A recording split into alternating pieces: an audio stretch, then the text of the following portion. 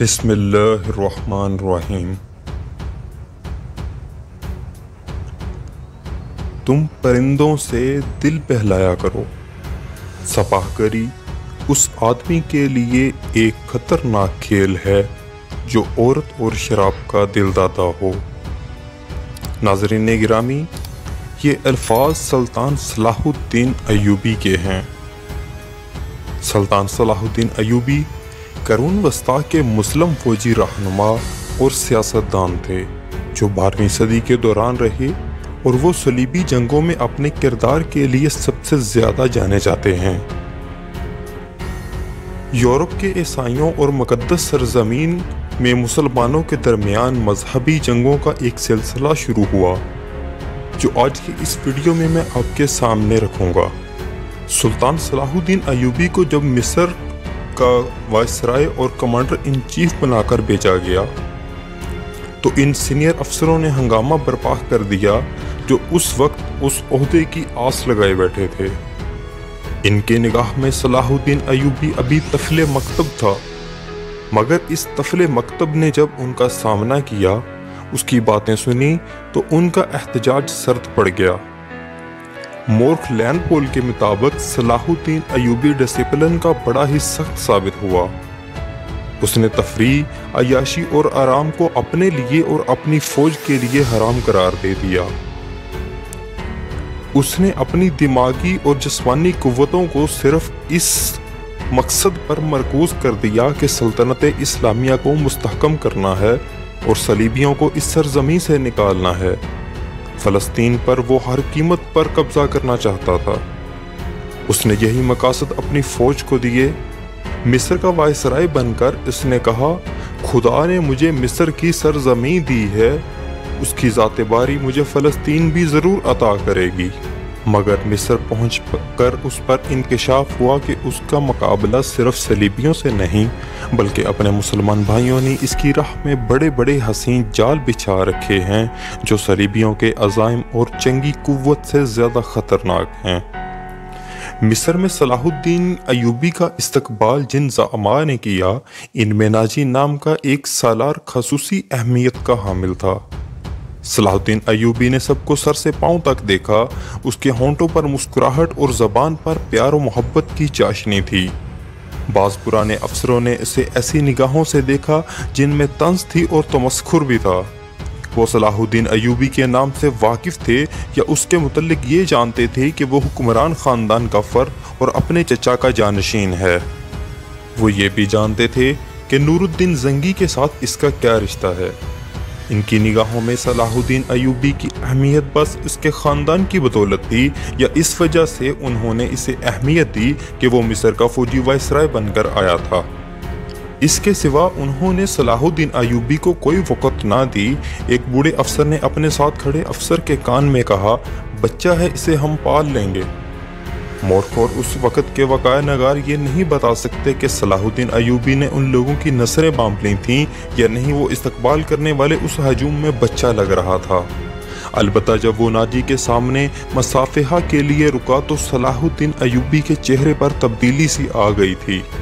वो नाजी से हाथ मिलाना चाहता था, लेकिन नाजी जो उसके बाप की उम्र का था सबसे पहले दरबारी खुशामदियों की तरह झुका, फिर अय्यूबी से बगलगीर हो गया। उसने अय्यूबी के पेशानी चूम कर कहा, मेरे खून का आखिरी कतरा भी तुम्हारी जान की हिफाजत के लिए बहेगा। तुम मेरे पास जंगी और शरकू की अमानत हो। सलाहुद्दीन अय्यूबी ने नाजी का हाथ चूम कर कहा, मेरी जान अज़मत इस्लाम से ज़्यादा कीमती नहीं। मोहतरम, आप अपने खून का एक एक कतरा संभाल कर रखिए, सलीबी स्याह गटाओं की मानंद छा रहे हैं। नाजी सलाहुद्दीन अय्यूबी का जवाब सुनकर सिर्फ मुस्कुराया, जैसे सलाहुद्दीन अय्यूबी ने कोई लतीफ़ा सुनाया हो। सलाहुद्दीन अय्यूबी ने इस तजर्बाकार सलार की मुस्कुराहट को गालिबन नहीं समझ सका। नाजी फातमी खिलाफत का परवरते सलार था। वो मिस्र में बॉडीगार्ड्स का कमांडर था जिसकी नफरी 50,000 थी और सारी की सारी नफरी सूडानी थी।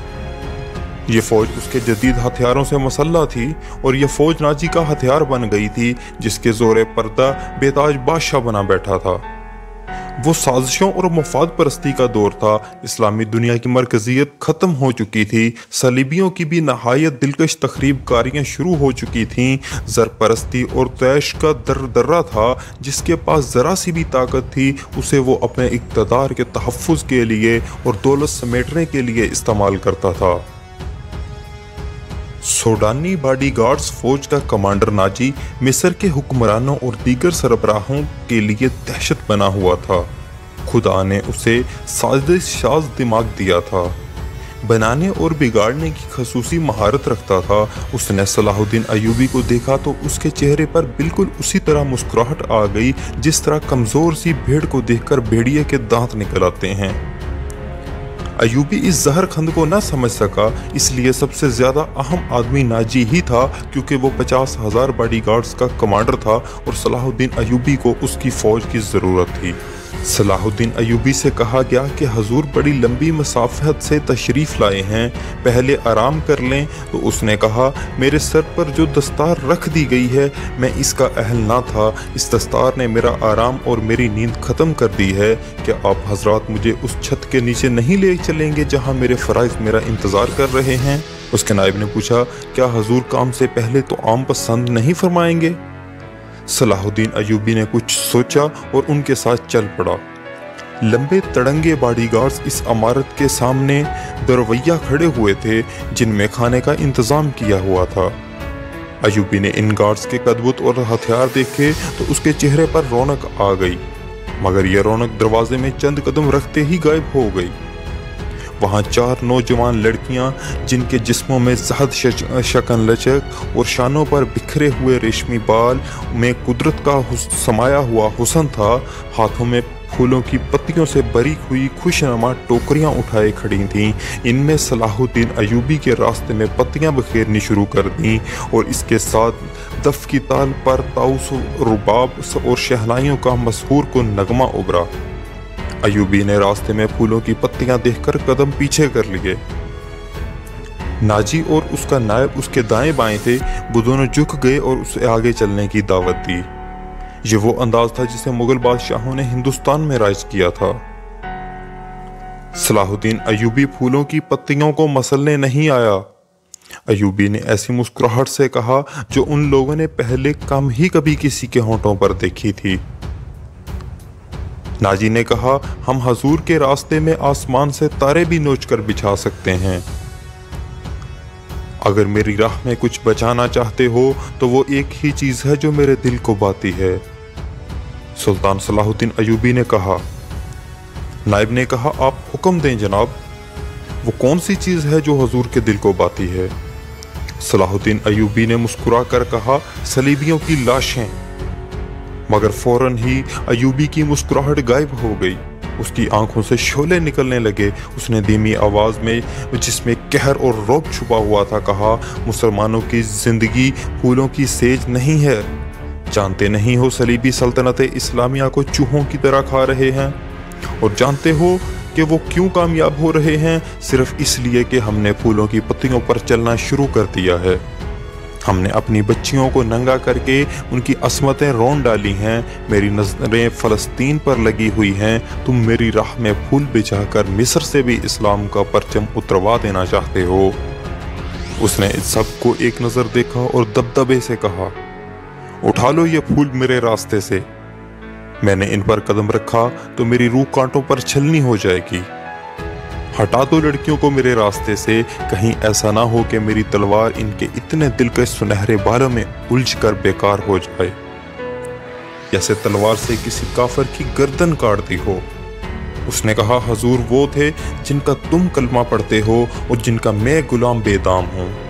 मेरी जान फिदा उस हजूर सल्लल्लाहु अलैहि वसल्लम पर जिनके मुकद्दस पैगाम को मैंने सीने पर कंध कर रखा है। मैं यही पैगाम लेकर मिस्र में आया हूँ। सलीबी मुझसे ये पैगाम छीनकर बहरे रोम में डुबो देना चाहते हैं, शराब में गर्क कर देना चाहते हैं।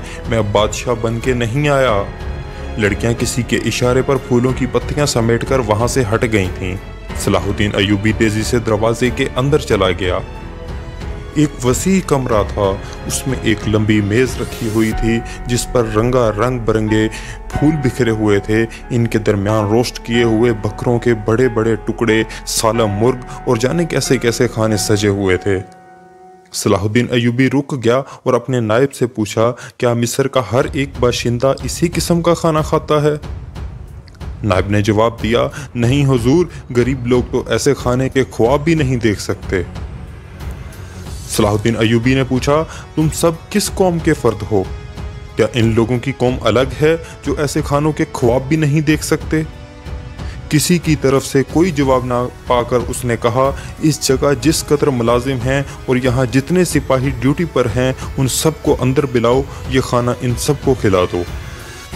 उसने लपक कर एक रोटी उठाई, इस पर 2-3 बोटियां रखीं और खड़े खड़े खाने लगा। नहायत ही तेजी से पूरी रोटी खाकर पानी पिया और बॉडीगार्ड्स के साथ कमांडर नाजी को साथ लेकर उसके कमरे में चला गया जो वायसराय का दफ्तर था।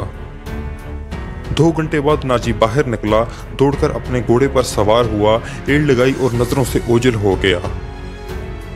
रात नाजी के खास कमरे में उसके 2 कमांडर जो उसके मोतमद और हमराज थे उसके पास बैठे शराब पी रहे थे। नाजी ने कहा, जवानी का जोश है, थोड़े दिनों में ठंडा कर दूंगा। कम वक्त जो भी बात करता था, कहता है रब्बे काबा की कसम, सलीबियों को सल्तनत इस्लामिया से बाहर निकाल कर दम लूंगा। सलाहुद्दीन अयूबी, एक कमांडर ने तन से ये कहा, इतना भी नहीं जानता कि सल्तनत इस्लामिया का दम निकल चुका है, अब सूडानी हुकूमत करेंगे। क्या आपने उसे बताया नहीं कि यह 50,000 का लश्कर सूडानी है? दूसरे कमांडर ने नाजी से पूछा, और ये लश्कर जिसे वो अपनी फौज समझता है सलीबियों के खिलाफ नहीं लड़ेगी? नाजी ने कहा, तुम्हारा दिमाग ठिकाने है? मैं उसे ये यकीन दिला आया हूँ कि ये 50,000 सूडानी शेर उसके इशारे पर सलीबियों के पुरखचे उड़ा देंगे। लेकिन नाजी चुप होकर सोच में पड़ गया। लेकिन क्या? उसने मुझे हुक्म दिया कि मिस्र के बाशिंदों की एक फौज तैयार करो। उसने कहा है कि एक ही मुल्क को फौज मुनासिब फौज नहीं होती। वो मिस्र के लोगों को भर्ती करके हमारी फौज में शामिल करना चाहता है। तो आपने क्या जवाब दिया? मैंने कहा, आपके हुक्म की तामील होगी, मगर मैं ऐसे हुक्म की तामील नहीं करूंगा। और विश ने पूछा, मजाज का कैसा है?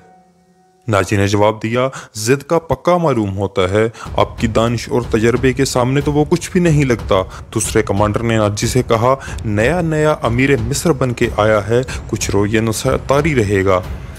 मैं ये नशा उतरने नहीं दूंगा। नाजी ने कहा, उसे इसी नश्ते में बदमस्त करके मारूंगा।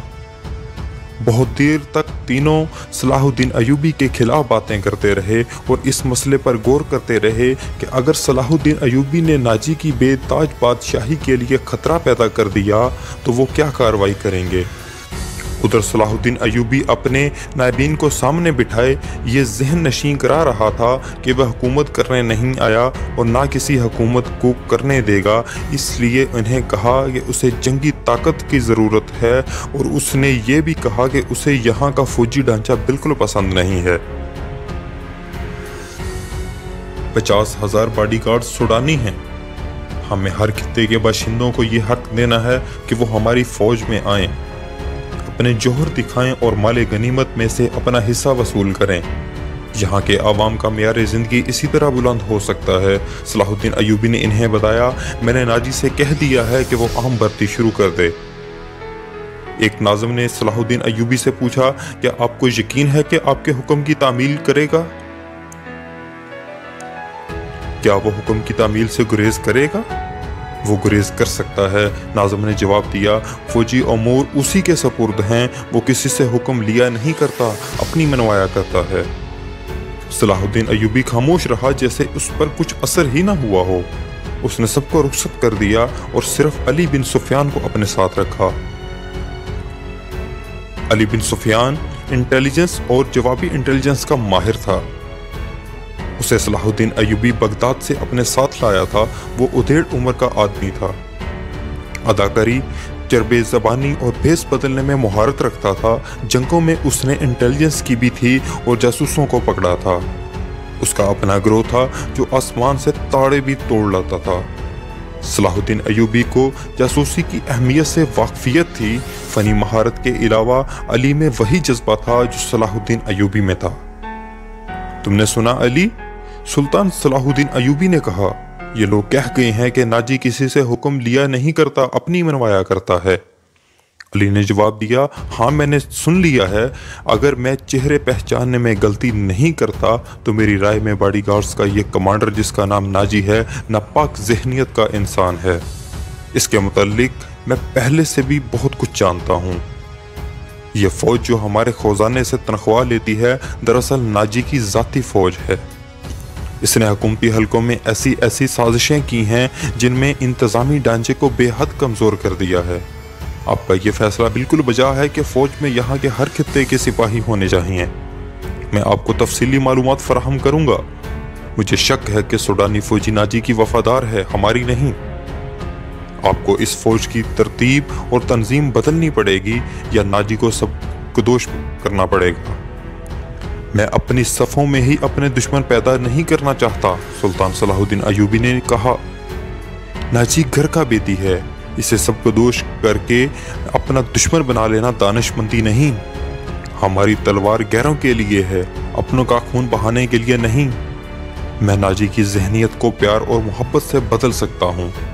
تم اس کی فوج کی ذہنیت معلوم کرنے کے لیے کوشش کرو، مجھے صحیح اطلاع دو کہ فوج کہاں تک ہماری وفادار ہے۔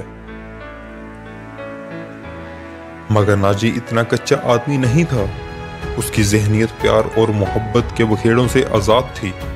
اسے اگر پیار تھا تو اپنے اقتدار اور شیطانیت کے ساتھ تھا۔ اس لحاظ سے وہ پتھر تھا، مگر جسے اپنے جال میں پھنسنا چاہتا اس کے سامنے موم ہو جاتا تھا۔ اس نے صلاح الدین ایوبی کے ساتھ یہی رویہ اختیار کیا۔ اس کے سامنے وہ بیٹھا نہیں تھا، ہاں میں ہاں ملاتا چلا جاتا تھا۔ اس نے مصر کے مختلف خطوں سے ایوبی کے حکم کے مطابق فوج کے لیے بھرتی شروع کر دی تھی، حالانکہ یہ کام اس کی مرضی کے خلاف تھا۔ دن گزرتے جا رہے تھے، صلاح الدین ایوبی اسے کچھ کھانے پسند کرنا لگا تھا۔